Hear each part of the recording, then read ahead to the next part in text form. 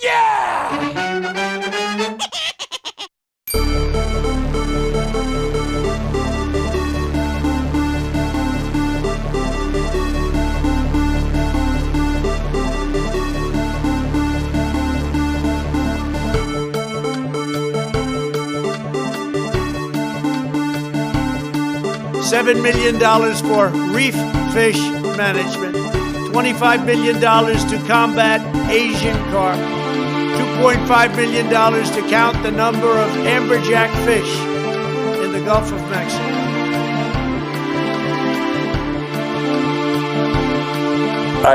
I admit to always improving.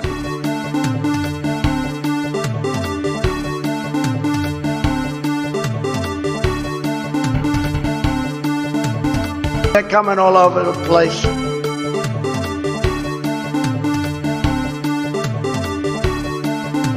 It is time for us to do what we have been doing, and that time is every day. Every day it is time. It is time for us to do. It is time for us to. That time is every day. Do what we have been doing. It is time for us to. Every day it is time. It is time for us to. It is time for us to do what we have been doing, and every day time for us to. Every day it is time. Could we have done that sooner? We are doing it. It is every day for us to. We are doing it. Doing it. We are doing it.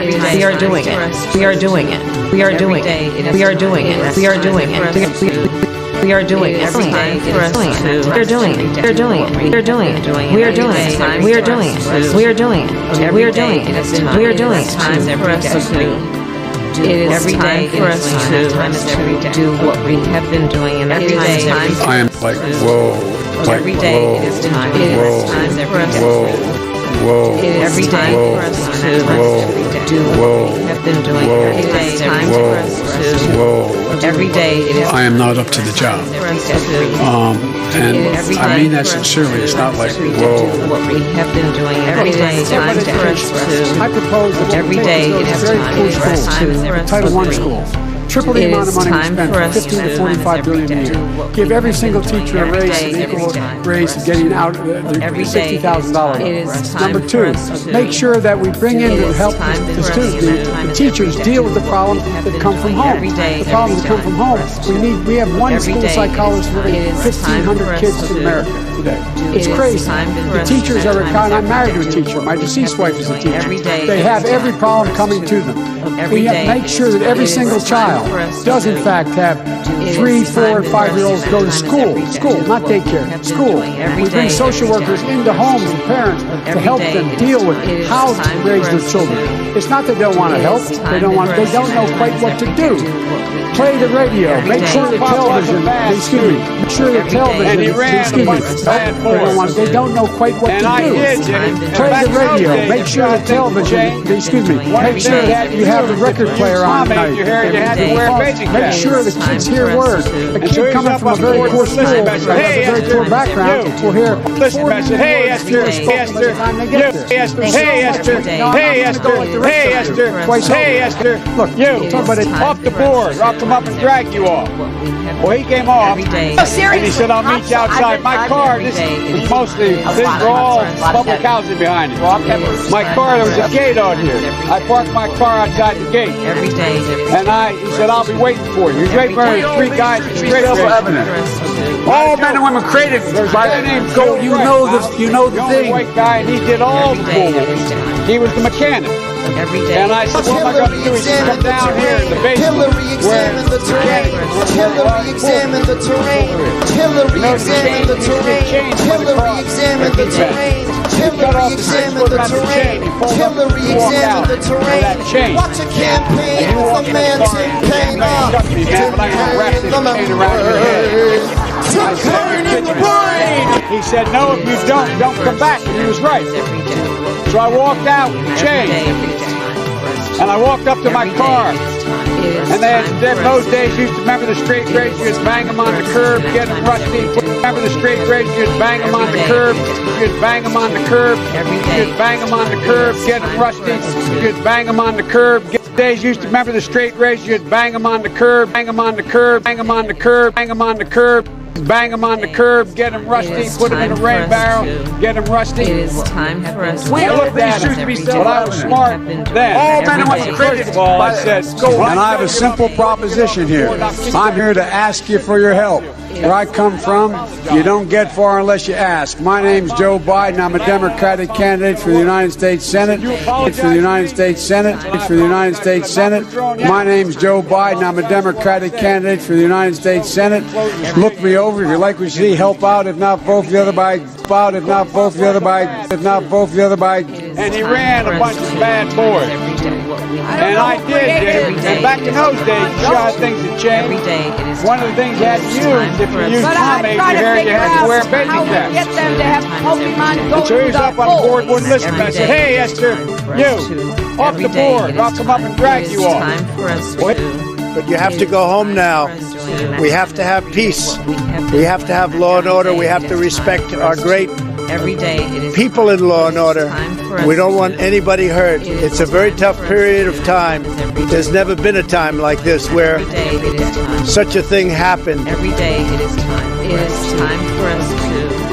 It is time for us to. And time is every day. What we have been doing. Running against the worst candidate. Every day it is time. It is time for us to.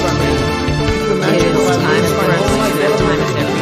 I'm going to say, I lost to the worst candidate in the history of politics. Every day it is time. It is I'm not going to feel so good. Maybe I'll have to leave. It is time for us to. And time is every day. What we have been doing. Every day it is time for us to.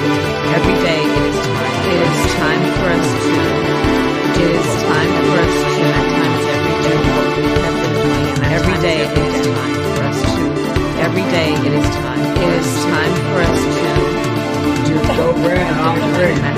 It is time for us to every day do what we have been doing, and that time is every day.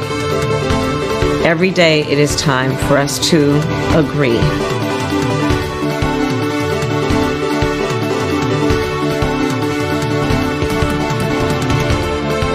Get back in the business of creating a more peaceful world. Please clap.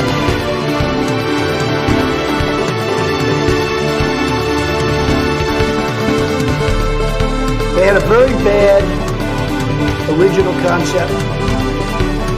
It was carried out poorly, and the cover-up was one of the worst in the history of cover-ups. Very simple. Bad deal, should have never been thought of. Somebody really messed up, and they had the worst cover-up ever. And where it should have stopped is at the deal standpoint, when they thought about it, because whoever thought of that idea is in big trouble. In person, in my office, in Philadelphia.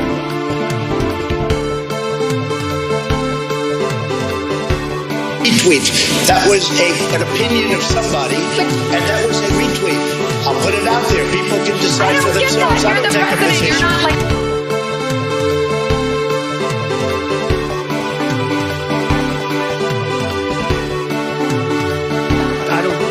Like him, every time you see him, he's got a mask. He could be speaking 200 feet away from it. He shows up with the biggest mask I've ever seen. It is time for us to do what we have been doing, and that time is every day. Every day it is time for us to agree.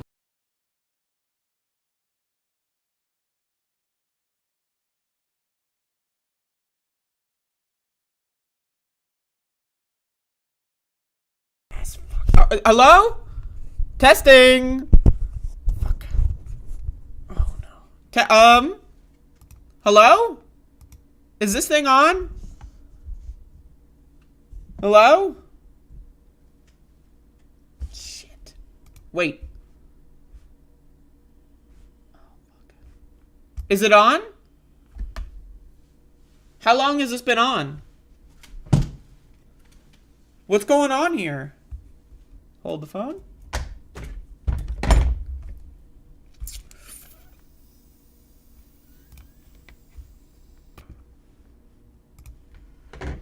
Hello, users, and welcome to another episodic installation of the Goddamn.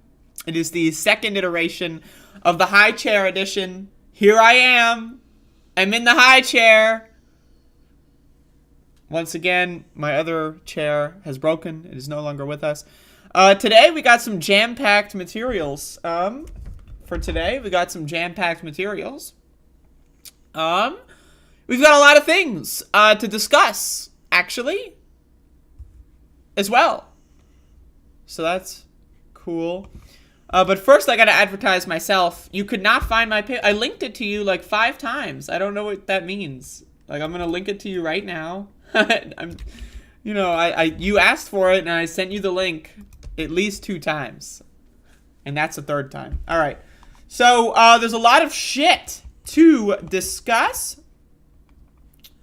There's shit, and it is in need of discussion. And so we're going to be going, and it's all good. It's all good. It happens. All right. So there's a lot going on. All right. So first, as soon as this show is over, there's going to be, that's right, Cooking with the Bitch. New episode. 11:30. That is in 77 minutes, according to YouTube's little thing. Check it out. I will be ending the show, this show right here that you are watching right now, at 11:28 or so. And then we're gonna run into there. You get your snack time. Go get your water. Go get your coffee. And then we're gonna watch this. But that's not all, as far as content is concerned. I love content. At 2, playing some Doom, some goddamn Doom. I'm gonna be finishing this WAD. This is Fractured Worlds. I'm going to be finishing this WAD at 2 o'clock Eastern Time. That is in 3 hours and 47 minutes from now. For whatever reason, YouTube like really rounds down. I don't know. That's happening. But wait! Is it possible? Is it possible? Hold up. Now, I know this is less exciting, but premiering at 6 o'clock is a new Dungeon Dice Monster speedrun, and this one is a lot better than the previous speedrun that I've been uploading. The first one I uploaded this week was 6 hours, 39 minutes, then the second one was 6 hours, 32 minutes, and if you look here, you'll see that this is 5 hours and 46 minutes. So I'm getting a lot better. I'm going to get the world record for this game. I'm very close. And so, just sharing that. But, whatever. Live stream 2 p.m. Doom, though. That is a live stream. The Yu-Gi-Oh! Runs are just pre-recorded. I could stream them, but, I don't know if I can't be on for 6 fucking hours. Not anymore. Anyway, I'm high. Hi, how are ya? I'm high. Welcome to the show. We got Civic Spectator. Hello, Civic Spectator. Hello. The sound bites in the intro music are hilarious. Thank you. I appreciate that. Are you a new viewer? I've been getting a lot of new subscribers lately, actually. In fact, I'm going to do the thing. Hold up. I'm going to do a thing. Hold the phone. Doing the thing. Hold the phone. Okay. Where is this? There's like a button here.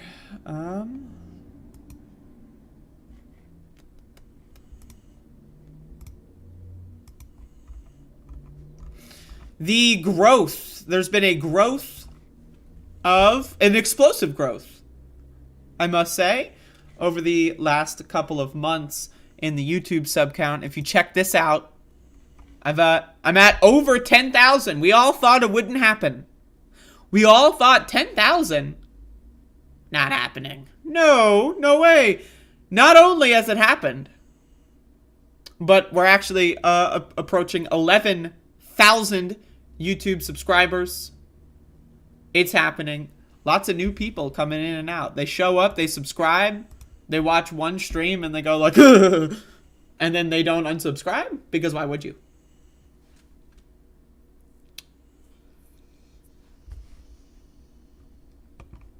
God dang Sandy.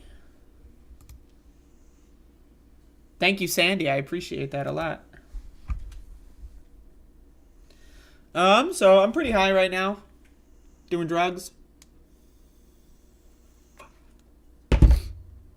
As I hope and expect everyone else in the chat is as well. Once again, I'm in the high chair. I don't know. I gotta get a new chair, I guess. I don't know.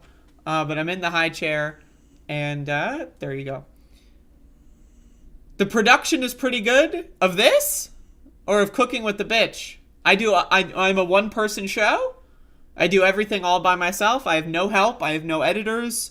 I have no writers. I have no producers. I have no... Other than Max the dog, this is all me. Everything you see on this channel is my brain. Unless I have a guest on, and then, if I have a guest on, I guess technically they're contributing in that narrow sense. I'm high in the high chair.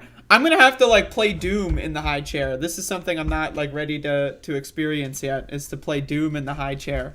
I'm going to have to go, hunched over. I'm going to be like, oh, but that's going to be fun. It should be good. I should set up a YouTube membership. My problem, I don't know. Maybe my problem is I care too much. But my problem with the YouTube membership is I'd rather you just give me money on Patreon, right? I get 90-something% on Patreon. YouTube is 50-50, I think, isn't it? For the memberships? I don't know. I think it's either 50-50 or 75-25. But if that's a thing, if it would give people a way to give me money that they otherwise would never do, for whatever reason you'd never want to use Patreon, then I guess in that sense. Maybe. I don't know. If you tell me that that's the case, then I'll set up a YouTube membership. I could enable it right now, so if I wanted to.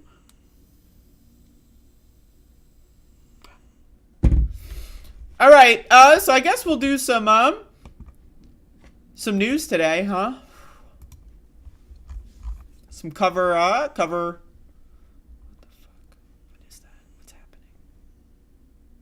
Is this autoplay? No, God. Jeez. You're anti-PayPal? Okay. What about Cash App or Patreon? I can do YouTube. This adds to the charm, makes the experience more real. That's right, I'm all about the real experience. I am all about being raw, unfiltered, unedited. Well, I edit sometimes. The cooking show is highly edited. Y'all are going to like episode 11 of Cooking with the Bitch. Was that a monster truck rally? There's I don't know. There's construction going on somewhere. Don't even get me started.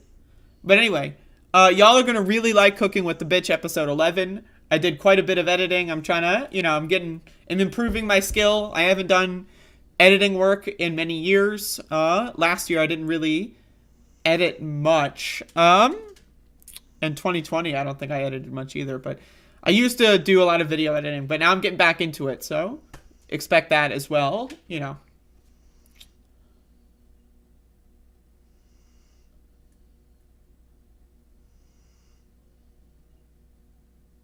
Why not get money?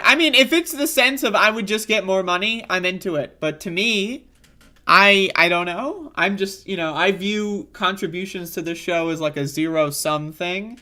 So it's if someone wants to give me money, I'd rather less of it get taken by fees. I don't know. Maybe that's just my poor brain mentality. Right? You transfer money from one family member to another. You want to minimize the fees. I don't know. But anyway... We got a show here doing a program. So it's happening. Everyone, I would like to announce that it's happening. It is in York County. I don't know where York County is, but York County, they're Satanists. They're Satanists in York County. Now, many people might be wondering to yourself, Satan? Like the guy from the book? Yeah! And there are people that worship Satan in York County. Let's read York County, Pennsylvania. The Northern York County School Board struck down a proposed Satan Club in an 8-1 vote on Tuesday evening. This is actually unconstitutional, by the way. This is unconstitutional. Hundreds of people attended the meeting to share their opinions. If you want to have a Satan Club, or if you have a group of parents who want to have a Satan Club, who want their kids to raise to think that Satan is about to the raising, do it off campus after hours. And I say the same thing to the Christian community. This motherfucker said Ray Sibley of Dillsburg. The group that introduced the Satan Club said they want to provide a point that no religious club should be held at the elementary school. So let's watch this little video. At the Northern York County Elementary School will not be able to move forward with a so-called after-school Satan Club. The district school board voted against this proposal last night. It was a near unanimous vote, but this comes after some parents presented the club as a response to a Bible study that had formed at the elementary school. Hundreds of people gathered at the school board to share their opinions on this. If you want to have a Satan Club, if you have a group of this parents. is the guy in there. So anyway, now they have a Bible club. That's unconstitutional. Every time you pledge allegiance to the fucking flag, that's unconstitutional. We have no state religion in this country. It doesn't exist. So the idea, I'll pledge allegiance to the goddamn flag with my hand under God, and this land is your land. Like, that doesn't, like, that's illegal. That's against the law. In the same way that a Bible study, by the way, teaching fucking God to kids is like the most fucked up thing in the world. Like, imagine, like, when I was a kid, I have a lot of Christian stories, right? I have a lot of Christian stories. I'm going to try not to get off topic. But when I was a kid, and I was taught that, like, hell was a thing. Like, if I make a mistake or if I do something bad, I'm gonna go to hell. Like, the rest of my, like, for eternity, I will be in pain and suffering and torment. That's how hell was described to me when I was, like, 9 years old. And it freaked me the fuck out. Why would you talk to 9-year-olds about hell and demons and Satan? This is an elementary fucking school, motherfucker. This is a goddamn elementary school, and you're telling kids that if they make a mistake, they're gonna go to the fiery pits of fucking demon-infested hell? That's fucking crazy! That's crazy talk! Right, so obviously, the Satanists in this instance, went to make a point. They said, well, if there's gonna be a Bible club, people should get the other side of the story. Why is Satan the bad guy? Why are the demons the bad guys? We need to get two sides of this story. At least be fair. Make it a debate. Don't these people love free speech? Don't they love free speech? Make this a debate. It's in the marketplace. Anyway, I'm in full support of the Satan Club. I hope they continue trying to get involved in the school. That's great stuff. If you live in Pennsylvania, please, in York County, go support the Satan Club. I'm in.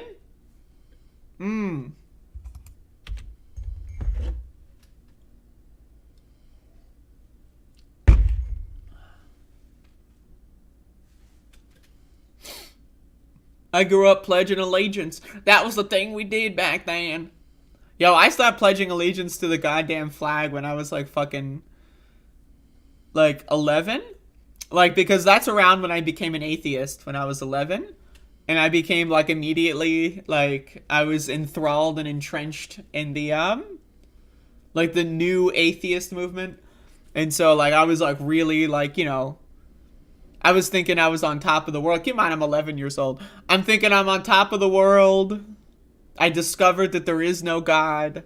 And so I was very in your face about that. And so I would get into fights with the teachers. Not like fist fights, but I would refuse to pledge allegiance, and they would ask me why. And I said, because pledging allegiance to God is unconstitutional and I don't even believe it. And so that's my story with the Pledge of Allegiance. I very quickly realized that why the fuck am I pledging allegiance to a goddamn flag? Who designed this? Like, why is this a rule? It's fucking crazy. Speaking of crazy. God, these motherfuckers.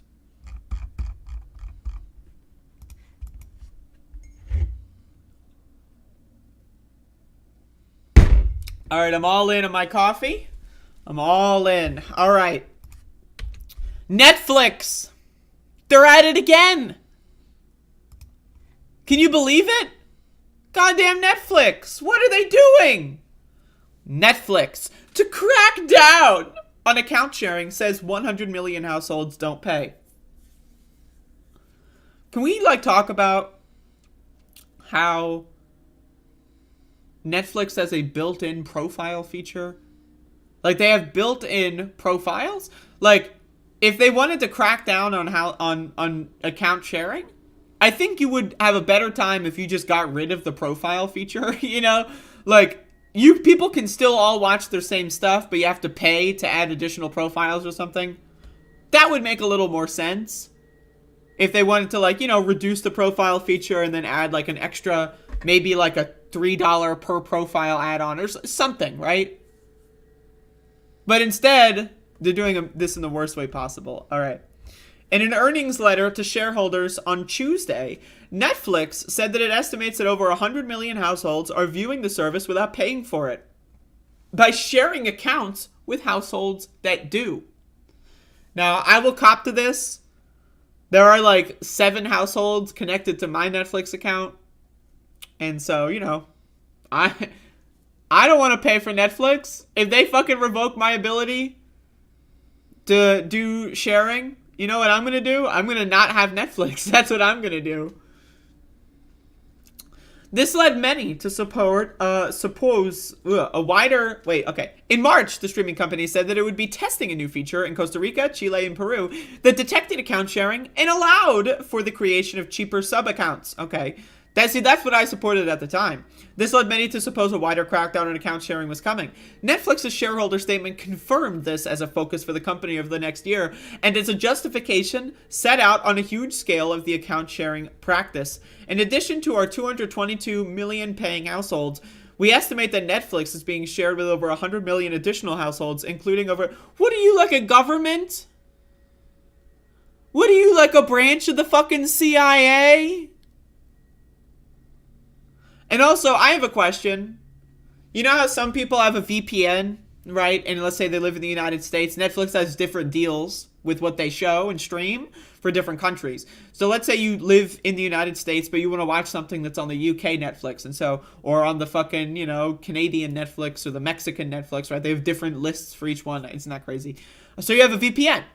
And so you switch to another IP address to watch something on, this is a thing that a lot of people do. Thousands and thousands of people do this. Is that going to get picked up as, oh, you're switching IPs? You're on a different household? Is this going to, are they trying to effectively ban the VPN trick? Because if so, that's fucked up. Because there's a lot of people that use VPNs, right? Because again, you pay $15 or whatever for Netflix, right? But Netflix has a wider catalog. So if you pay even just for a cheap VPN and you switch networks, you'll double, triple, or quadruple your Netflix account, in watchable shows just from having a VPN. So I'm very curious if that will effectively ban the VPN thing. Netflix explained to its shareholders that the big boost to its subscriber numbers during the pandemic had obscured the fact that it was facing a number of challenges in expanding its enormous audience any further.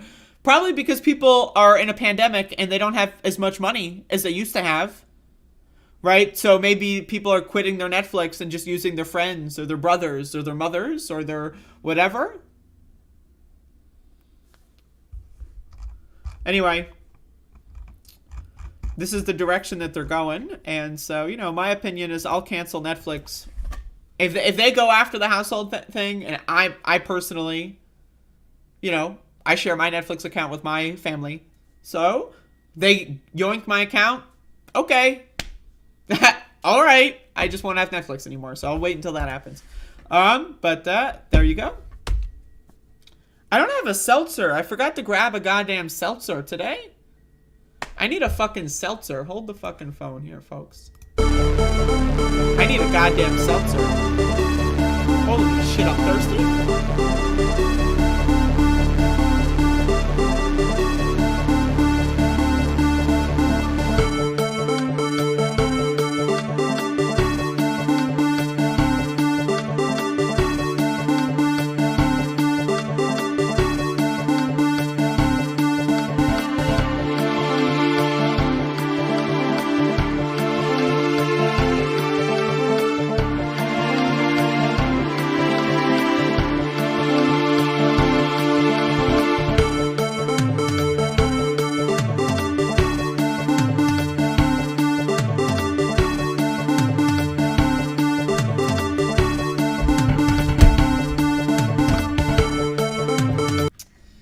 thing on?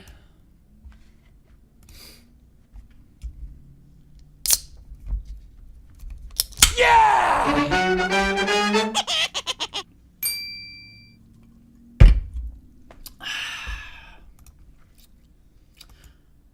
Welcome back to the show. This is Above It All. This is your favorite show in the history of shows. I'm doing the thing where I'm playing with the high chair. Whoa, look at me. I'm going, whoa.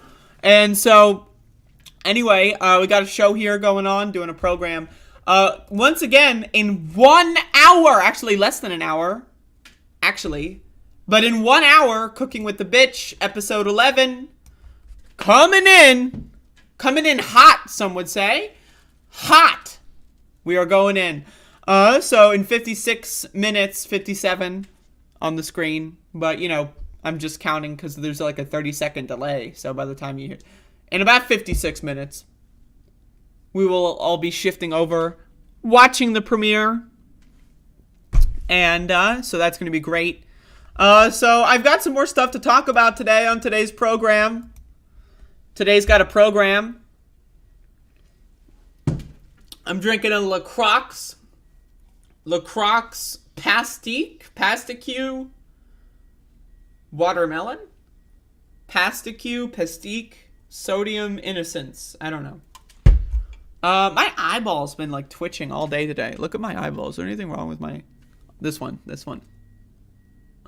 I don't know what's going on. I've been very twitchy lately. I don't know. Going crazy. All right. Let's see here. What should we do next?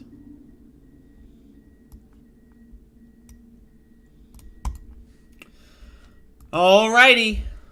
Waterloo Black Cherry. I got a Waterloo variety pack. And it had black cherry in it. That was great. I'm very into the black cherry. The black cherry sphere. The scene. Alright. So we got some news. This is new information. You haven't heard this before? Well, unless you have.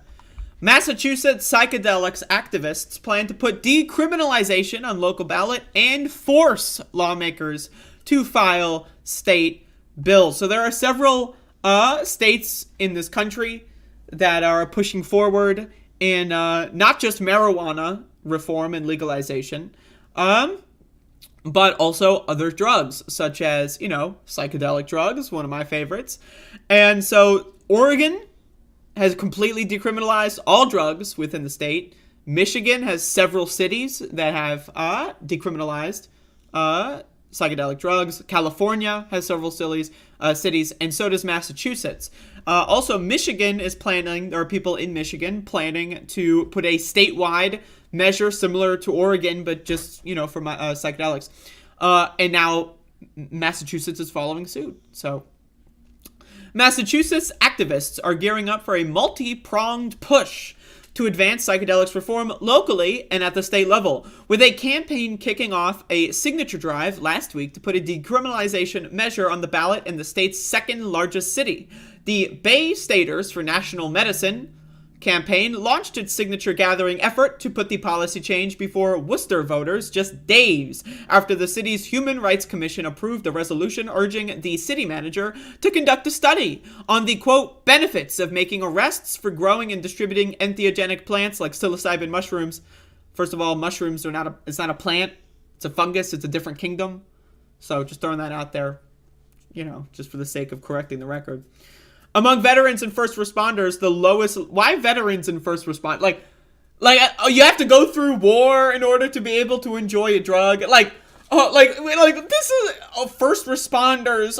Like only the cops get to have drug parties? That's just kind of fucked up. Only the cops get to do drugs? I don't... But okay.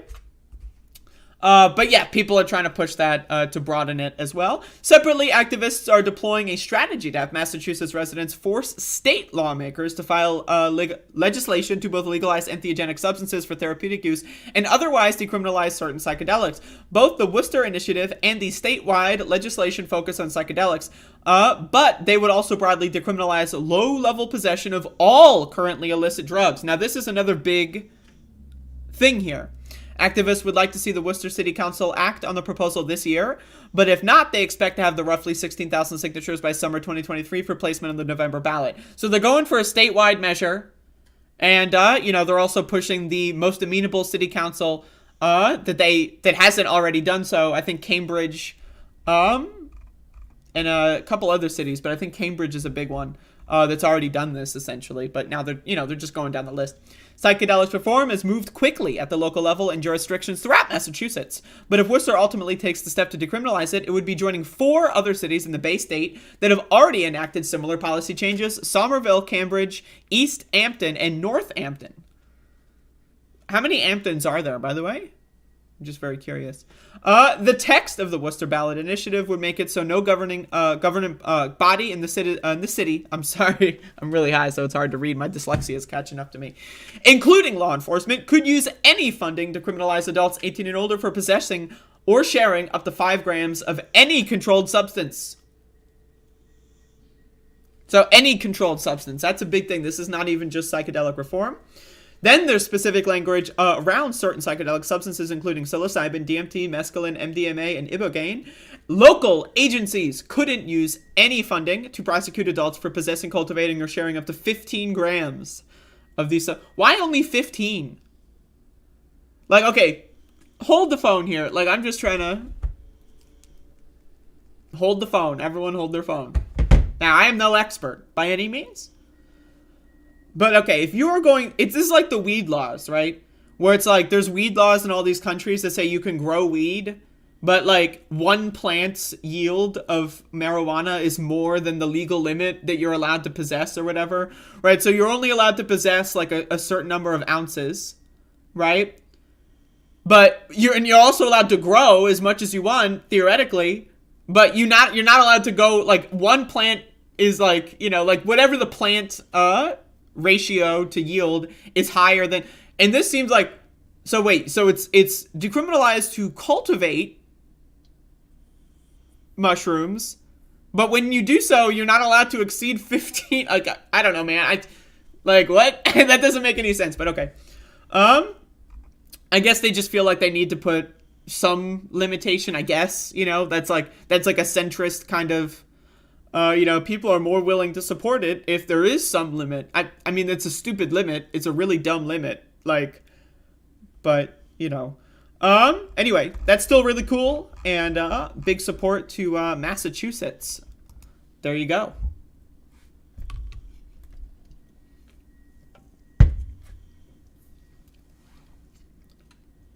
I'm a straight edge as a board now these days, but there's nothing wrong with drugs and alcohol as long as you be responsible about it.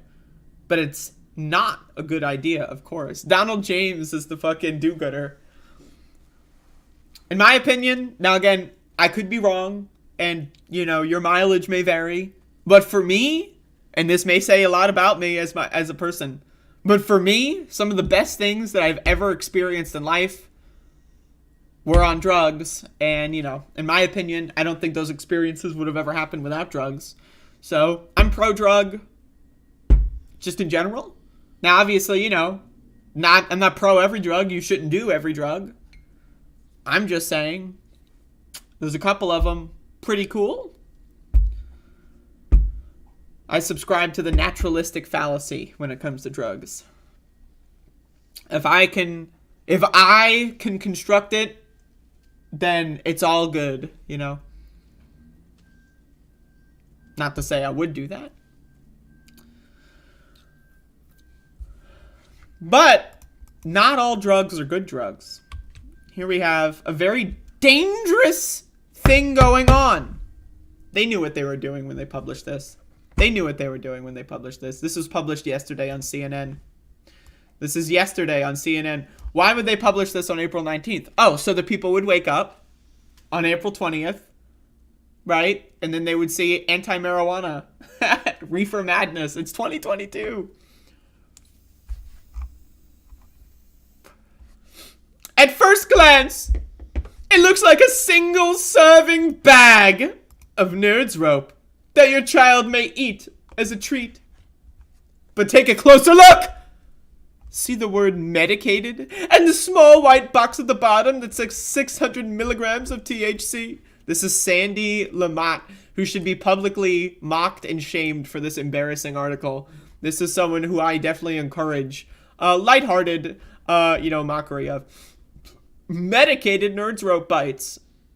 Super potent formula. Like, this is a great package for medical use only. Warning, keep out of the reach of children and animals. So it has a big warning label. Right? But okay.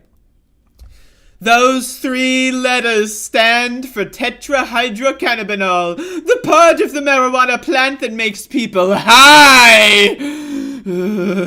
Eating even a small fraction of that bag would overwhelm a child, said Danielle Ompad, associate professor of epidemiology at NYU School of Global Public Health and senior author of a new study investigating copycat packaging in cannabis sales.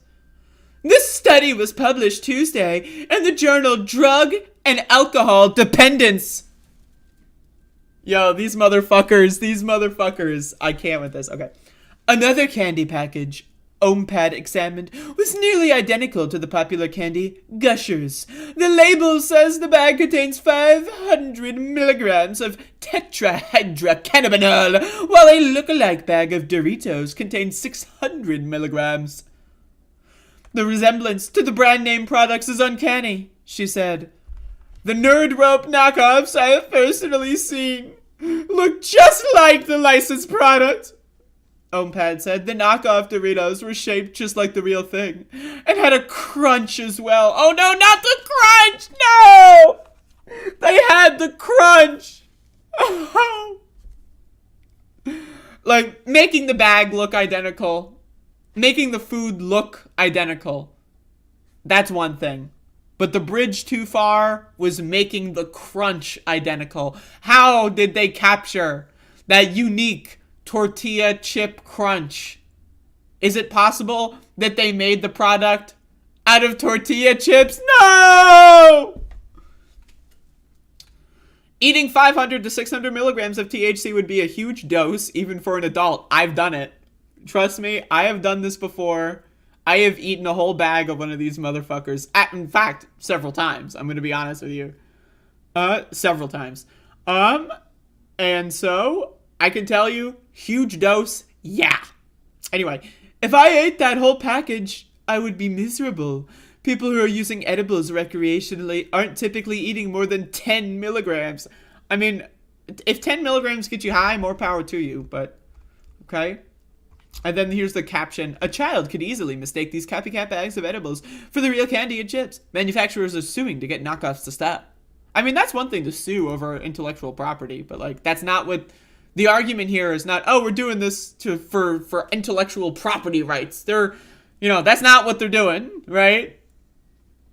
So like, they're just doing it because the kids. My thing is like, why can't adults enjoy candy? Like, the idea that kids can enjoy candy means adults can't enjoy candy anymore. I'm not allowed to look at a colorful package and enjoy fucking candy because I'm an adult. Why can't I enjoy my drugs that look like candy? Like, hello? I'm a goddamn adult. This is America, motherfucker. These goddamn fucking jackbooted thug fascists trying to steal my goddamn candy away from me. Bitch, motherfucker, I don't think so. A thorough examination finds no manufacturer listed on the copycat packaging, she said. However, empty bags mimicking dozens of major brands of snacks and candy can be purchased online in bulk, she said, making it easy for small businesses to join the marketplace. The reputable business people in cannabis do not engage in this kind of conduct, said Henry Rovenski, a legal counsel for the national cannabis industry. Oh yeah, this is the guy from the fucking goddamn industry.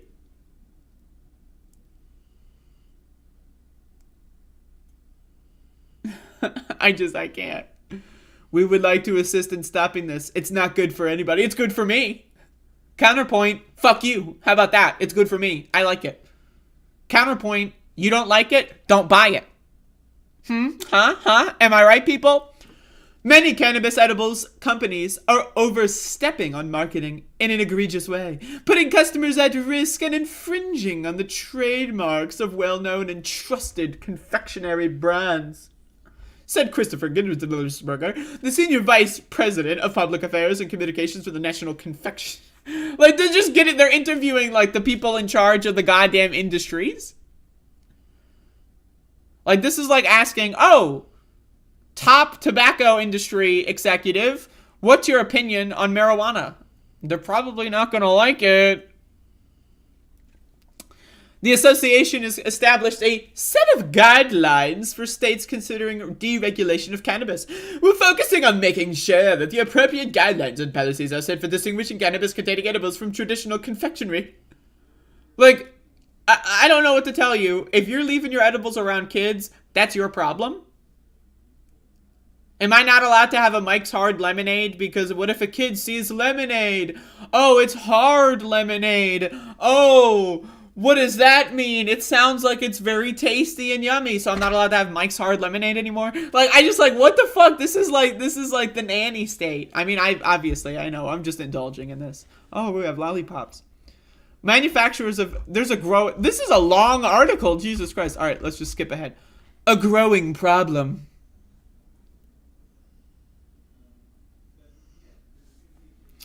While anyone might mistake a copycat candy or chip with the real thing, young children are especially vulnerable, Ompad said, as they may be easily drawn to the brightly colored bags, often decorated with familiar cartoon characters. Once again, are adults not allowed to enjoy cartoons? I can't enjoy cartoons. I'm an adult.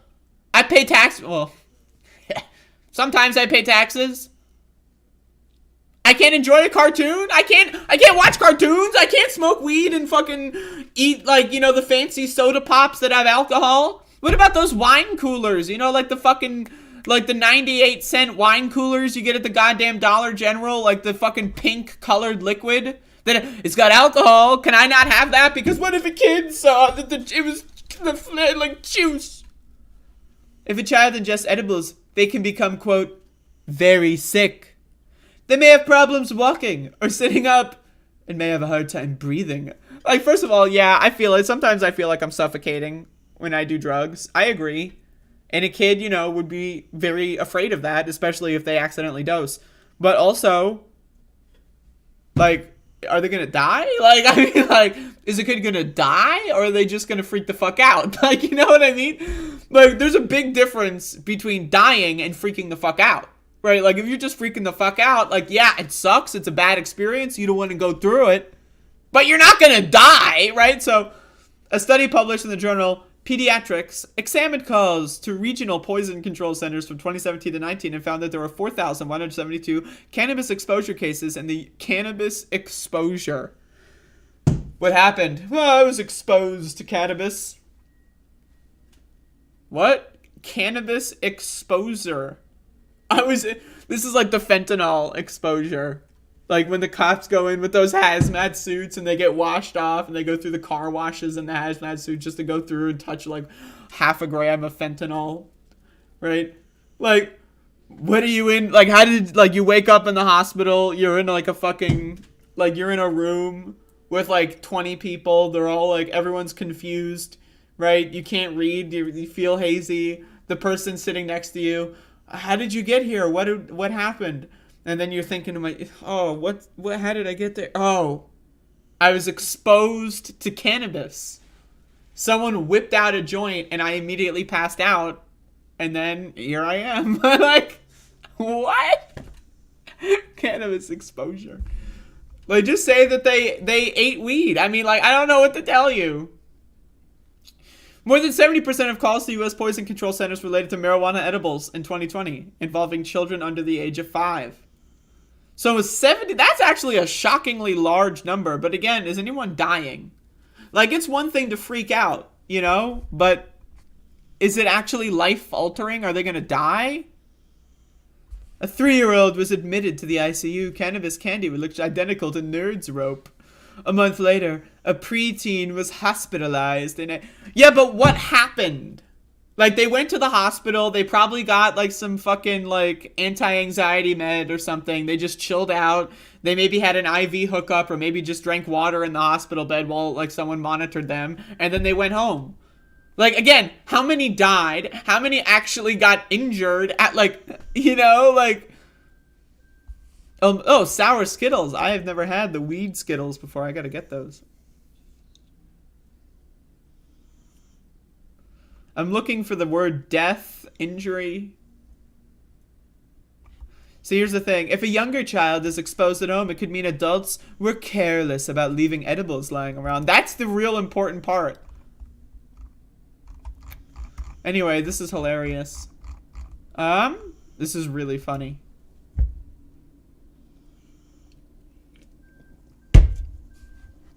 Also, I agree with the wasting times. Hot take, edibles are just a novelty. I'm all for eating weed, but you could just grind up a bit of decarboxylated bud and wash it down with some water. I make tinctures, personally. I think tinctures are a superior method of extraction. But yeah, I agree.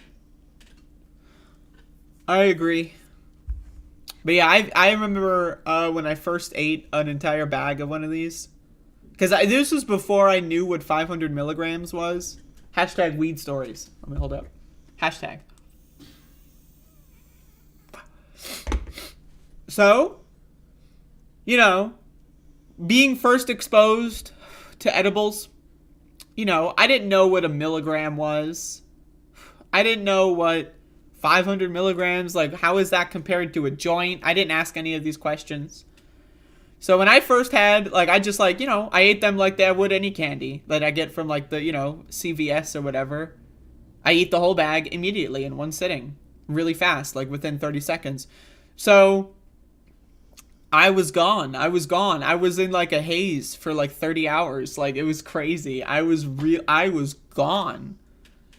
I was waking up, like, 12 hours later, like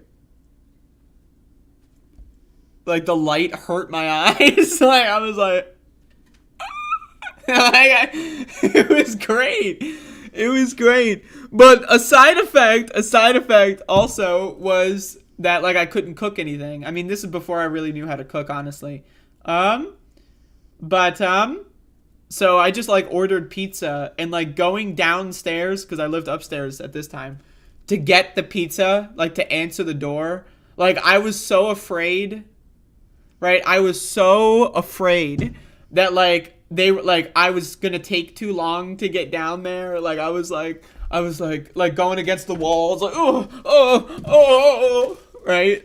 And I remember saying, 1 second, you know, like, I'm experiencing, like, my time perception, is just out of whack, right? So, and so, you know, I'm thinking it taking me like 5-10 minutes to get down there. I mean, it's probably only took me 20 seconds. But anyway, so I got the pizza, and I remember eating this. Now, this is, again, I want to remind you, this is like maybe 14-15 hours after I dosed. So I am still, like, I'm fucked still, like, 15 hours later. Because I dosed, like, played some games, watched, like, some stuff, and then fell asleep probably within 2-3 hours. Right, so then I woke up, and this is when all this is happening. And so I remember eating that pizza, and it was the most incredible pizza I've ever had in my life. It was, oh my God, it was an intense, otherworldly, spiritual experience, that goddamn pizza. Let me fucking tell you. Anyway, hashtag my weed story. I'm pro gushers. I am pro these. If you overdose, you freak out, you're not gonna die. You just, like, go take a nap, you know, call in sick if you need to, take a goddamn nap, you know, sleep it off, you'll be fine. Drink water, sleep it off, it's all good. It happens, you know. But yeah, hashtag. Goddamn hashtags. We're posting cringe on the show.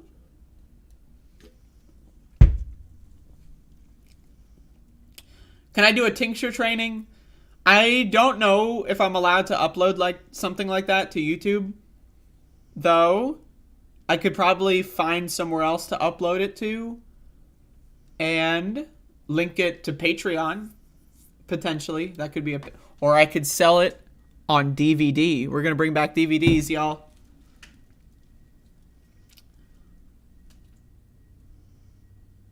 But I don't think that that's something I can share on YouTube, but I otherwise would be fine to do so. I just learned what dabbing is the other day. It's not just a dance. I see, I'm in the reverse. I didn't know what the dab dance thing.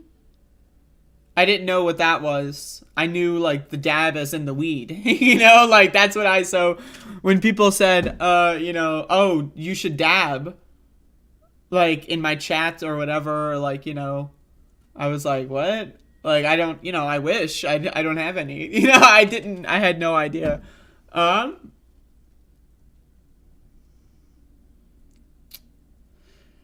Yeah, I mean, I'd rather just not risk it, honestly, Maya. But I can always do that as, like, an extra Cooking with the Bitch side app.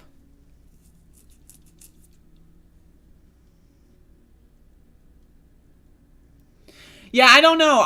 My thing is I would rather wait to do that on YouTube, like, when the laws catch up nationwide. Like, to my understanding, the rule, but it's like an unwritten rule, is that if it's legal where you live, it's okay. But, like, you know, I don't want to get, like, you know, banned, and then I have to, like, you know, like, send them, like, you know, a fucking, you know, proof that I live in a, you know, or go through any, because we all know YouTube's system just sucks. We know YouTube's system fucking sucks. You know what I mean? So it's like, I'd rather just wait until it's fully legalized.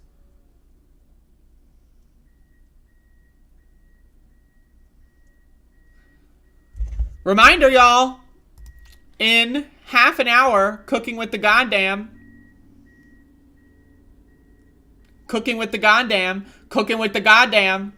half an hour, 31 minute. Y'all, I want you to do this. I want you to open this up in your other tab. If you're on a machine that has tabs, right? Open that up on another tab. Sit there and wait. Sit there and wait, because, you know, just whatever. You know, it's going to be going live. We're going to watch. I'll be in the chat. Feel free to ask questions, you know, whatever. It's all good. Also, once again, Doom stream at 2 p.m. Doom stream. This is a live stream, not a premiere. I do premieres and streams, so you got to learn how to tell the difference. A lot of people have problems with that. But stream at 2 p.m. I'll be playing some Doom. It should be very fun. I'm going to get really high, and I'm going to, you know, have to play in the high chair. Oh, I'm going to be hunched over, like, you know. I'm a gamer. I'm playing games. All right, let's do some shit. Let's do some goddamn shit.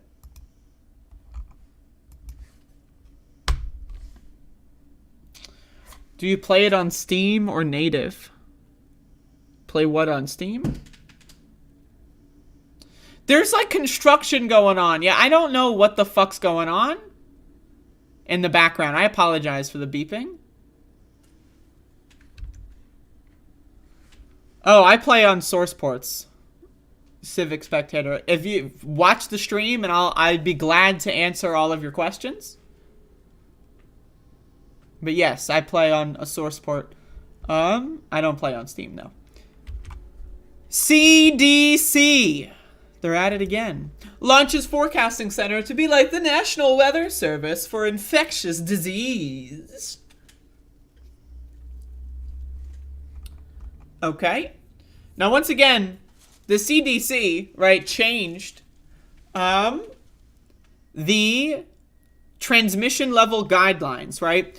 They were originally, like, whatever was high transmission was, like, 100 cases per, like, 100,000, I think. And then low transmission was changed to 200. So what they did was they doubled the high transmission and then made that low, and then it's like power creep, right? This is what they've done as of April 7th, I believe it was, 6th maybe. So as far as I'm concerned, I don't really trust them on this angle. Like, I would prefer if like this might be like a way for them to disseminate information more easily if they have like a centralized channel or some sort of service like that. So if that's the case, I support it in that angle, but I still just don't trust the CDC to accurately report information. And that's, but I'll read the story and see how this goes with some details. The U.S. Centers for Disease Control and Prevention launched its Center for Forecasting and Outbreak Analytics on Tuesday. The center aims to be like the National Weather Service for infectious diseases, helping to guide decision-making at all levels. Now, again, I just... Data-driven weather forecasts help leaders know when to deploy resources to respond to hurricanes, and individuals decide whether they need to bring an umbrella with them when they go out. Similarly, the CDC's new Disease Forecasting Center aims to guide decisions about broad public health needs like developing vaccines or deploying antivirals, and helping individuals decide whether it's safe for them to go to the movie theater. I mean, like, I agree with this in principle.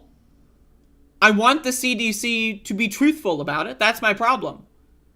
Is they've already proven that they're not truthful about transmission stuff.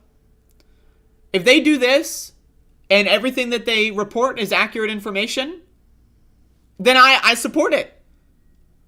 I mean, even if everything they say is not necessarily super accurate, I think that this is like good infrastructure in general. I think this is good infrastructure to build in general, right, that can be improved over time. So I think this is overall probably a good move. But again, I have to criticize the CDC's recent behaviors and actions as well. As the United States approaches a grim milestone of 1 million lives lost to COVID, recently appointed White House Coronavirus Response Coordinator Dr. Ashish Jha said the failure to be prepared is really startling. Joe Biden's been in office for a year, right? Like, once again, flashback, October of last year, Kamala Harris said that the Delta variant blindsided the White House. They didn't see it coming. They had no idea another variant would happen. And then they didn't do anything after Delta to prepare for Omicron at all. So, what? That's Biden's fault. Biden should have been on day one going into the White House, like, fixing all the problems with the CDC, appointing completely new people to the CDC, all this and all that. He didn't, and now we're at 1 million people dead. So, I don't know. Like, how did we not get prepared? Like, Trump should have prepared us too for a second wave. But he didn't. And so, if you're going to run against Trump and win, Joe Biden won the 2020 election, Donald Trump lost the 2020 election. If you run against someone and use COVID as a wedge issue to get people to vote for you, you got to do something. I don't know. Like, it's just like, this is ridiculous. The response from our leadership, our public health leadership, has been to scramble, hold together evidence, try to make the best decisions we can. And I would argue we've done a pretty good job, he said at a summit supporting the launch. He's lying. As I said before, everyone who's been marketing this whole living with COVID thing, anyone who's been marketing that whole bullshit lie needs to go to jail, in my opinion. If, like, it's one thing if you're like a podcaster or a random douchebag online, but like, you're just stupid. But the people, the public health officials, the politicians, the people in like these major CEOs and lobbyists that have been pushing this whole living with COVID rhetoric, they all need to go to jail. I mean, there is no accountability in this country. They are responsible for manufacturing the deaths of over 1 million people and counting every single day. They need to be held accountable. This is like the worst mass death crisis this country has seen in so fucking long. Like, in my opinion, these people should go to jail for crashing the economy and making people lose their homes. They should go to jail for getting people killed because they don't have health insurance and they can't see a medical professional for things like cancer. And they should be going to jail for telling people to go back to work, take your mask off on the plane, get COVID and die. There should be some accountability for this. And them just lying in their... Oh, yeah, so, obviously the evidence is we haven't been doing a good job. But hear me out. I think we've been doing pretty decent. I think we've done a pretty good job. Huh? Can you point to one thing this government has done? that's good. I mean, the stimulus package, the best thing that they did. And now they're afraid to do another one, so I don't know.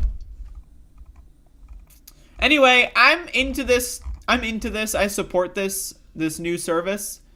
I'm going to be monitoring it, very skeptically. But I do think that this is good infrastructure to build. I think that, if this infrastructure starts to exist, and let's say, over the next 10 years, we have some intense audit of what went wrong during the COVID crisis, and the people that need to be held accountable are in some way, and there's a complete restructuring of the CDC, which I would support. I want that to be the future, right? I think that this is good infrastructure to build. I think this is good to lay the groundwork on, because clearly this is going to be the start of a new wave of pandemic cycles, and, the more public health infrastructure, the better, in my opinion. But still, there you go.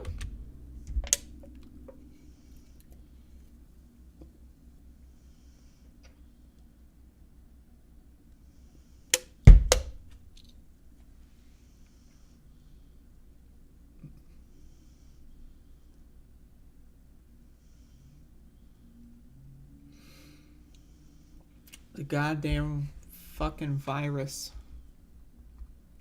Do I play racing games? Yeah. I don't play those really weird hyper-realistic racing games. I love kart racers.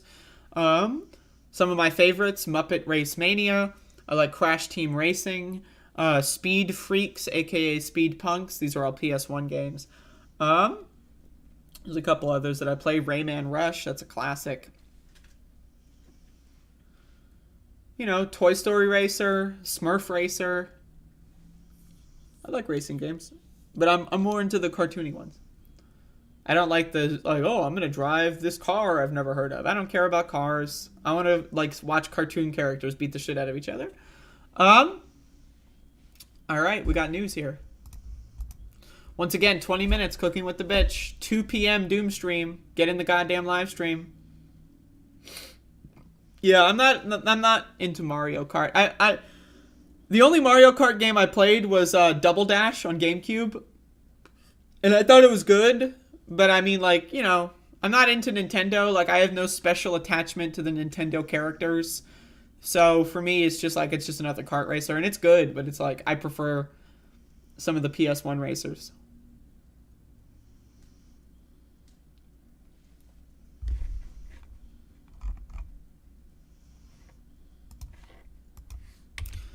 All right, heartbreaking. The worst person you know has made a great point. Andrea Yang says stimulus checks aren't to blame for record high inflation in the U.S., but not all economists agree. So this is the one area Andrea Yang is not a complete moron on.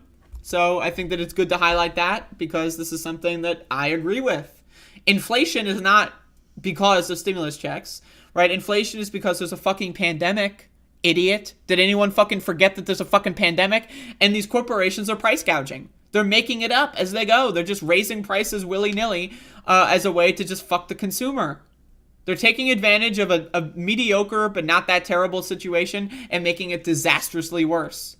And convincing actual legislators to not support another stimulus round, even though we need it.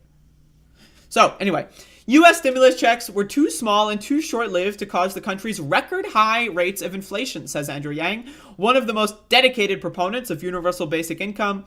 Now, again, his UBI policy, not good. His UBI policy was very libertarian, a lot of problems with it. I support UBI in general, but his specific policy, not good. Just throwing that out there. A fiscal policy that's essentially stimulus checks forever. Money in people's hands for a couple of months lasts a year, in my mind, was a very, very minor factor in that most of the money has long since been spent.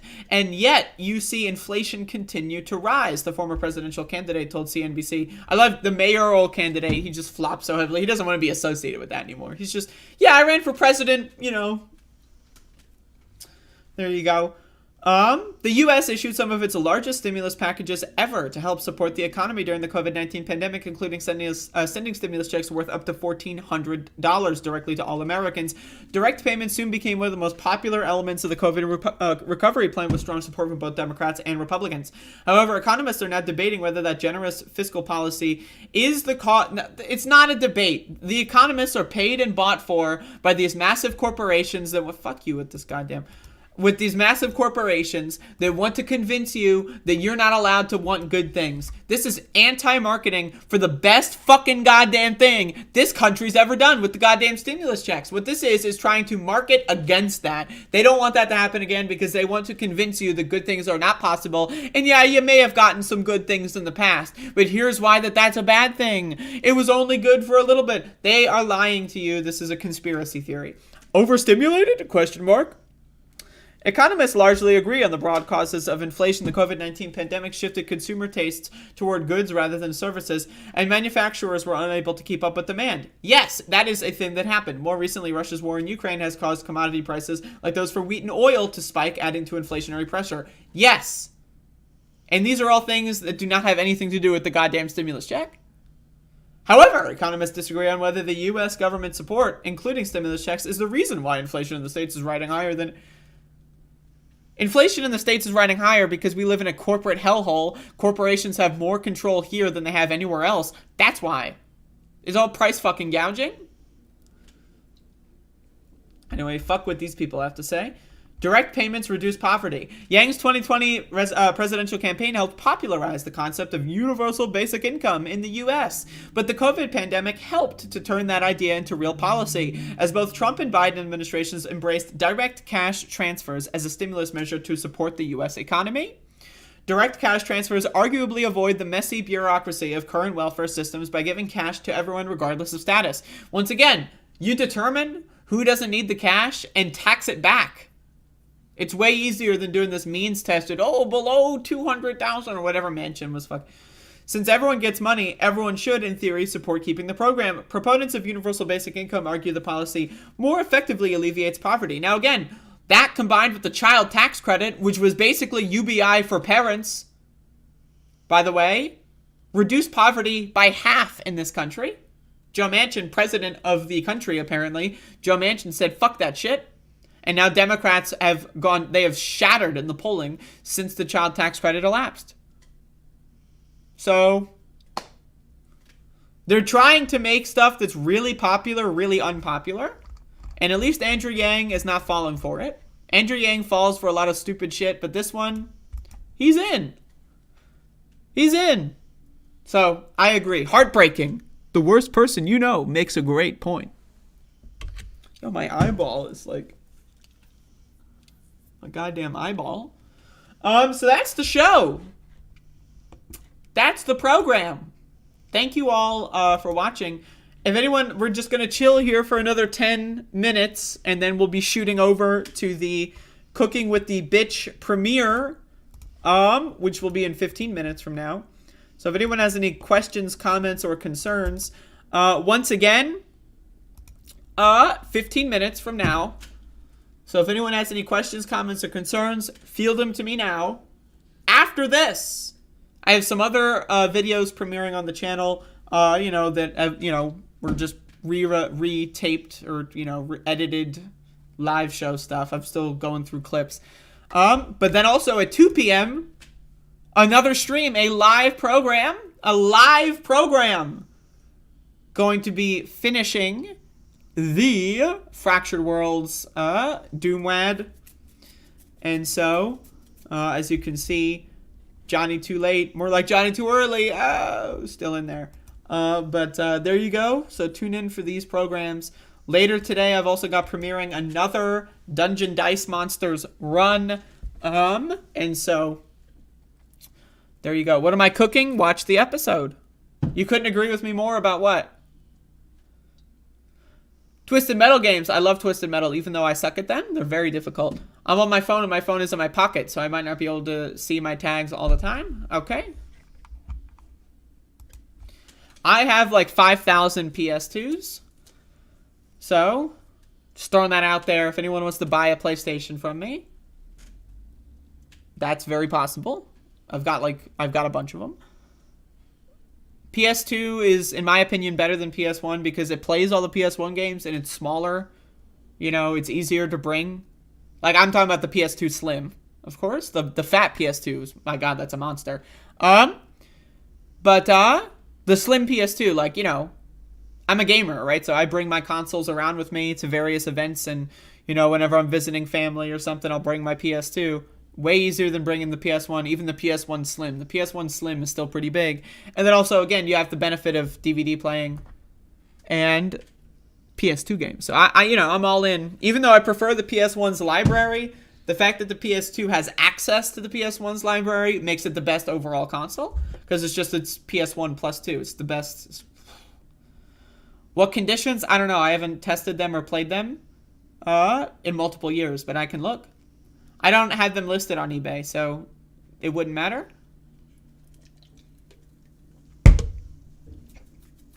And I'd prefer to sell off of eBay because eBay has really bad fees. What's my take on the PS1 throwback? What throwback? What do you mean? Would you exchange an Atari Jaguar with Doom for a PS with some games and controllers? Would I exchange? What does that mean, exchange? So do I already have the Atari Jaguar with Doom? Because I'll play it once and then I'll play the other versions.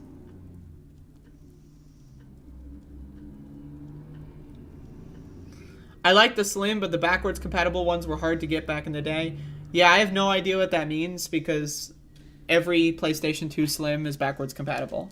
So, but yeah, when I did speedrunning, so for me, I would burn through a lot of like consoles, and I would constantly like get like, when I say burn through, what I mean is like the disc read speed gets slower over time, and then also there's different versions of PlayStations that are faster for different games. So I ended up with I have 10 different regions, Europe, Japan.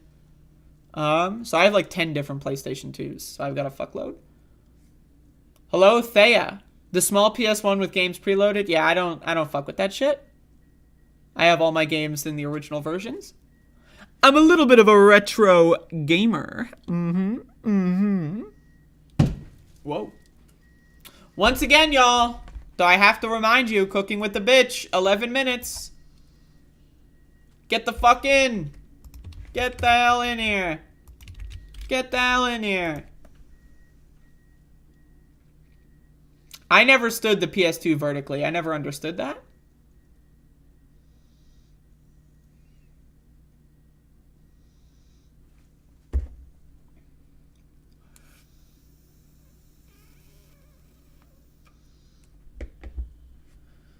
Which I won, Realon.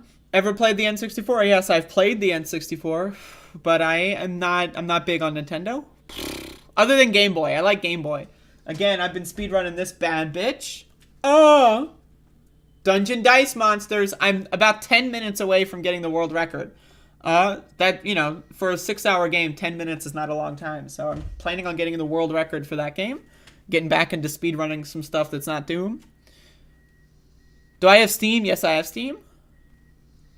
Yeah, the PS3. Only the first, I think, and maybe the second series of the PS3 could play PS2 games.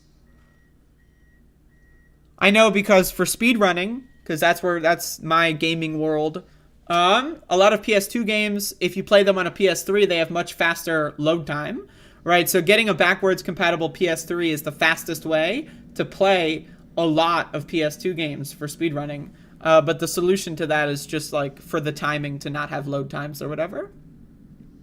But I never played PS3. I switched over to Xbox during that generation, and that was my last gaming generation, was the 360. I never played anything newer than that.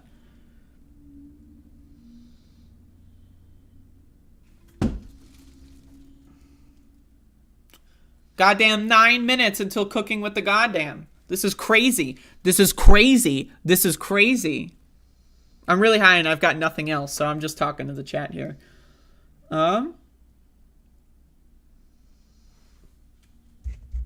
Goddamn red ring of goddamn.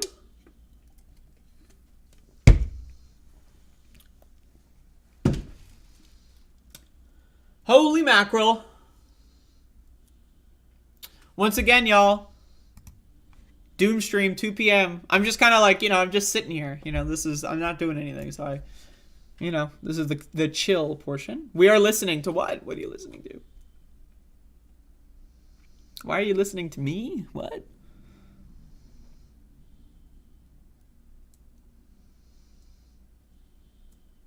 The disaster report games? I've never heard of that.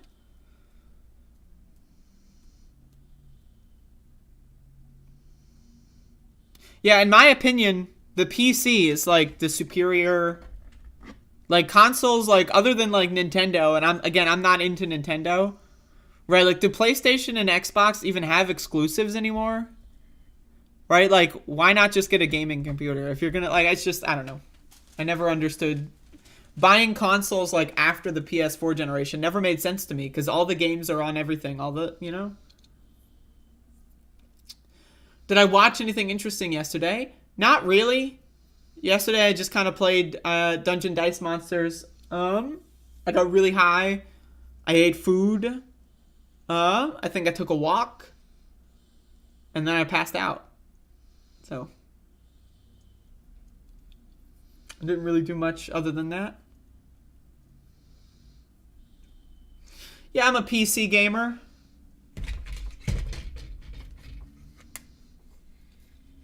A politically correct gamer. Am I right? Am I right? Am I right? A politically correct gamer. Woo! Woo!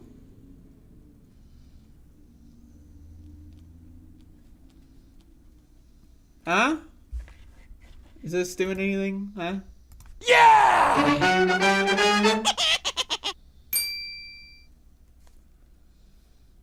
Yeah.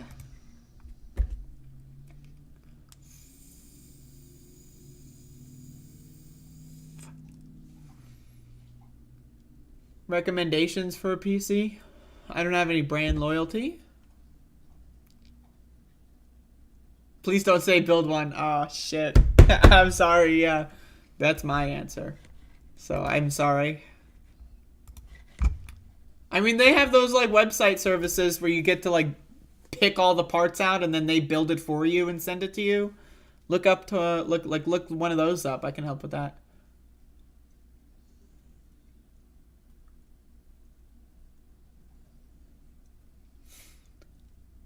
Yep.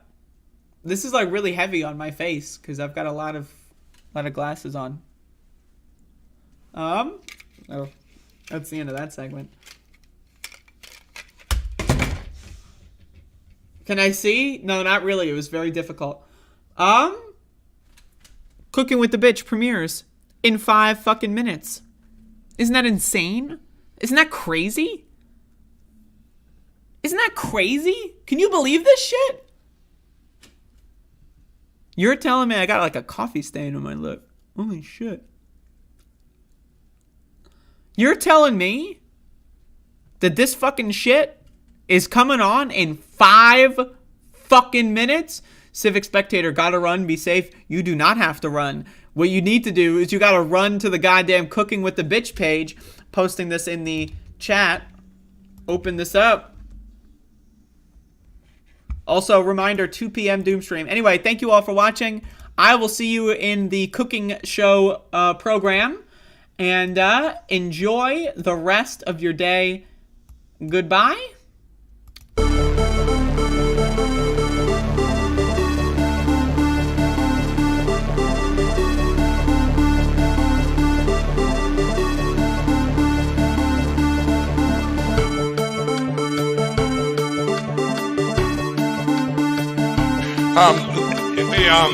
But it's a class action lawsuit against all machines and that they're defective devices.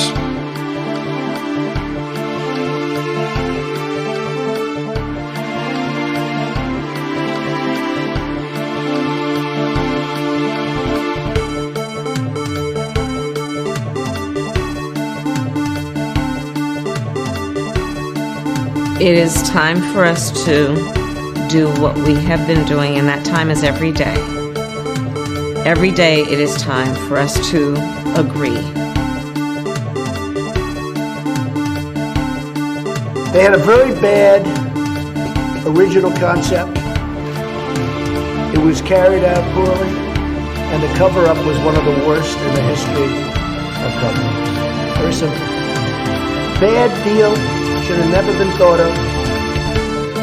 Somebody really messed up. They had the worst cover-up ever. And where it should have stopped is at the deal standpoint, when they thought about it. Because whoever thought of that idea, I think is in big trouble.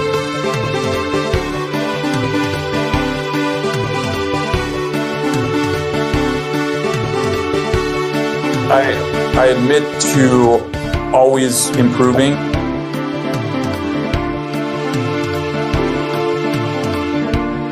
Dub is a shit fuck, cringe tour, etc., etc.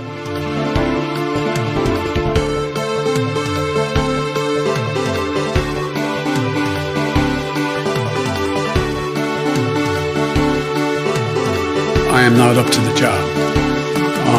And I mean that sincerely. It's not like, whoa.